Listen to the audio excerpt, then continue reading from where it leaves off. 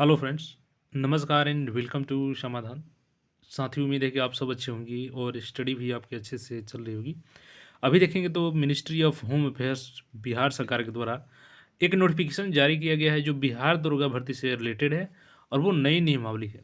अब इस नियमावली को लेकर के बहुत सारा छात्रों के बीच कन्फ्यूजन भी है, क्योंकि यहाँ पे जो पैटर्न बदलाया गया है, जो पहले की दरोगा भर्ती होती थी, उससे बिल्कुल अलग है और इसमें डिस्क्रिप्टिव पेपर को भी ऐड किया गया है, साथ ही साथ यहाँ पे दौड़ खत्म है।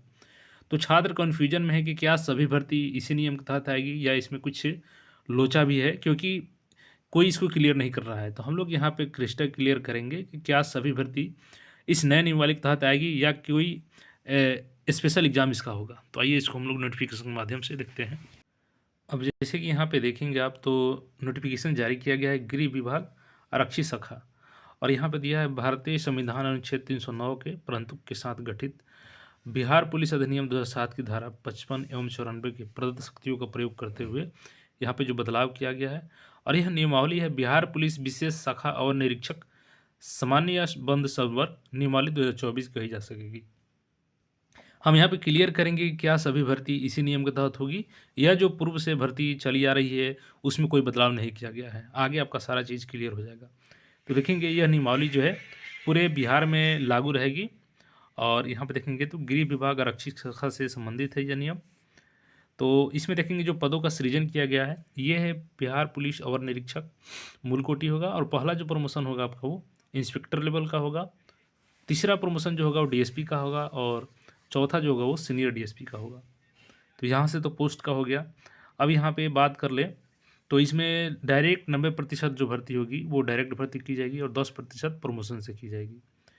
एक चीज़ मैं यहाँ पे आपको क्लियर कर दूंगा, क्योंकि उम, बहुत जगह इसको बताया जा रहा है कि जो दरोगा भर्ती नियम है उसमें पूरा बदलाव हो गया है, जो कि सारा गलत है, क्योंकि दरोगा भर्ती में कोई बदलाव नहीं किया गया है।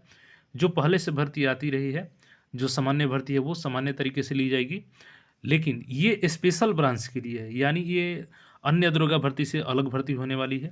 इसमें स्पेशल भर्ती की जाएगी और ये स्पेशल कैडर बनाया गया है बिहार सरकार के द्वारा। आइए इसके संदर्भ में आपको एक मैं न्यूज़ भी दिखा देता हूँ, जहाँ से बिल्कुल आप कंफर्म हो जाइएगा।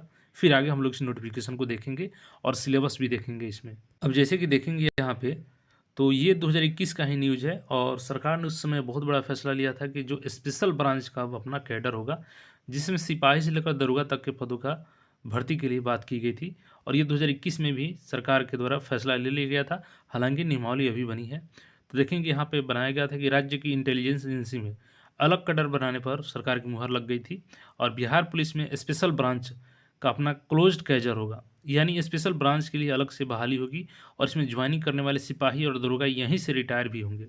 स्पेशल ब्रांच के क्लोज कैडर पर सरकार ने मुहर लगा दी थी।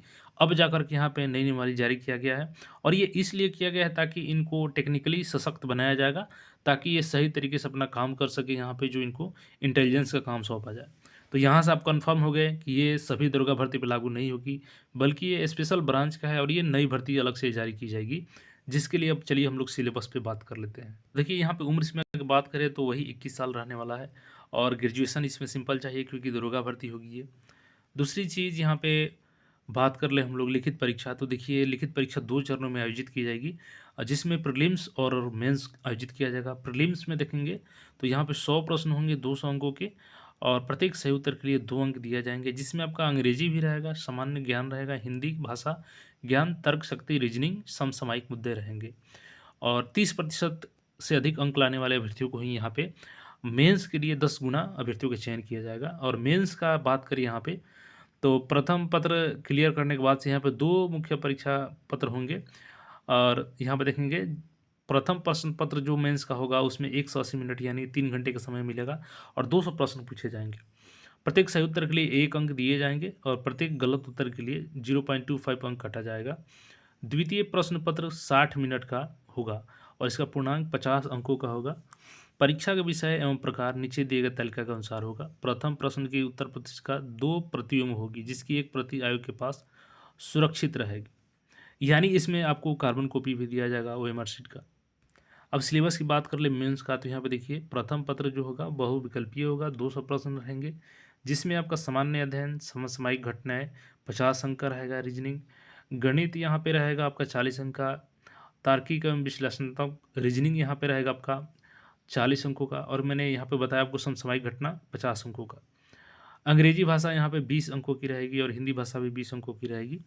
और ये बिहार स्पेशल एग्जाम है, तो इसमें अच्छी बात है कि बिहार स्पेशल को भी शामिल कर लिया गया है, जिसमें आपको 30 अंक दिए जाएंगे। हालांकि निगेटिव यहाँ पे इंट्रोड्यूस कर लिया गया है और 3 घंटे का समय दिया जाएगा। जो दूसरा लिखित परीक्षा इसमें होगा वो 1 घंटे का होगा और 50 अंक इसके लिए रहेंगे, जिसमें आपको हिंदी निबंध के लिए 15 और अंग्रेजी निबंध के लिए 15, साथ ही अंग्रेजी प्रेसाइज के लिए 10 अंक और हिंदी से अंग्रेजी अनुवाद के लिए 10 अंक दिए जाएंगे।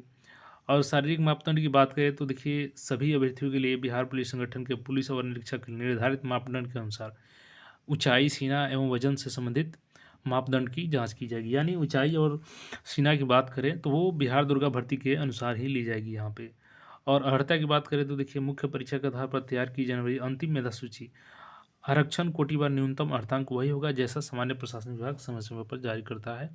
और लिखित परीक्षा के आधार पर यहाँ पे आपका जो मेधा सूची है वो तैयार किया जाएगा मेंस के आधार पे। और चिकित्सीय परीक्षण इसके बाद किया जाएगा। उसके बाद यहाँ पे चयन की प्रक्रिया की जाएगी और यहाँ पे प्रशिक्षण का सब डिटेल्स दिया गया है, आप लोग चाहें तो इसको डिटेल्स में पढ़ सकते हैं। और यहाँ पे 2 वर्षों की आपका प्रोबेशन पीरियड होगा, तो सारा चीज़ यहाँ पे दिया गया है। और दूसरी चीज़ मैं यहाँ पे एक बार और कंफर्म कर दूं कि ये सभी दरोगा भर्ती पर लागू नहीं होगी। जो रेगुलर भर्ती आती है वो अपने पुराने नियम के अनुसार ही होगी। ये स्पेशल ब्रांच के लिए है, इसलिए नया नियमावली इसके लिए जारी किया गया है, जो कि इसमें स्पेशल कैडर के ही सिपाही और दरोगा के लिए 2 नोटिफिकेशन अलग अलग जारी किया गया था।